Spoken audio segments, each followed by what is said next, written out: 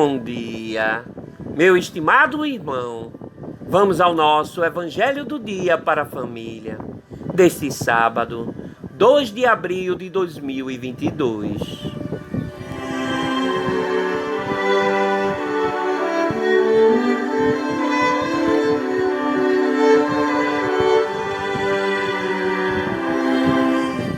O Senhor esteja convosco, Ele está no meio de nós.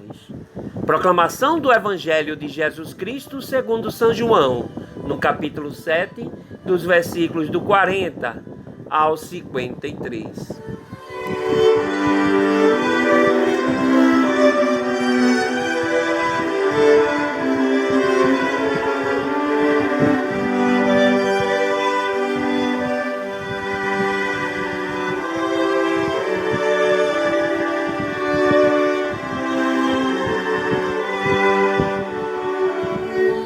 Naquele tempo, ao ouvirem as palavras de Jesus, algumas pessoas diziam: "Este é verdadeiramente o profeta."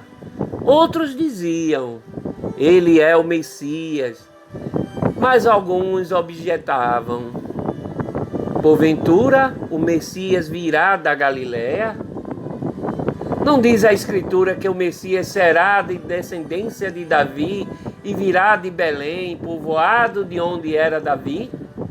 Assim houve de divisão no meio do povo por causa de Jesus.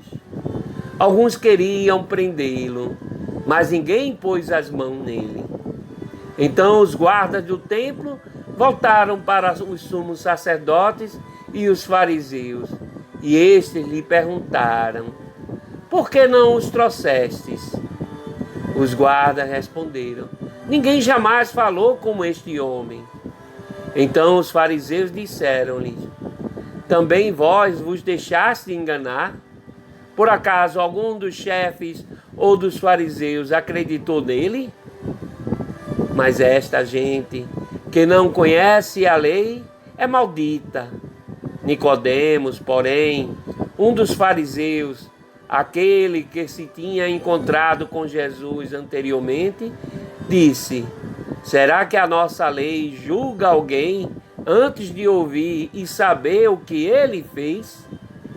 Eles responderam: "Também tu és galileu, porventura? Vai estudar e verás que na Galiléia não surge profeta." E a cada um voltou para a sua casa. Palavra da salvação. Glória a vós, Senhor.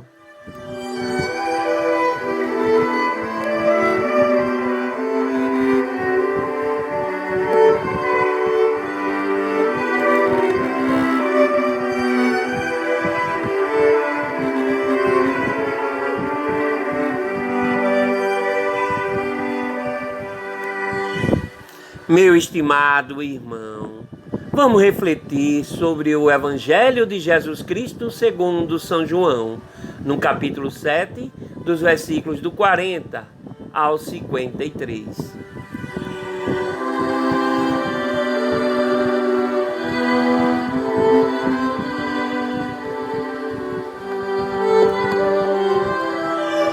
Meu estimado irmão, a experiência com Jesus nos abre os olhos.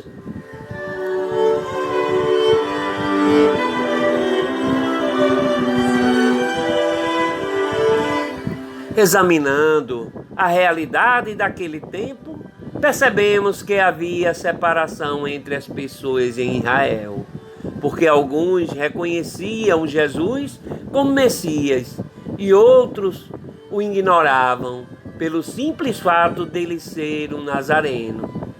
Os sábios, os doutores da Escritura, que conheciam a lei, eram os mais questionadores, pois se apegavam à letra, mas não tinham sensibilidade para acolher os mistérios que Jesus viera revelar.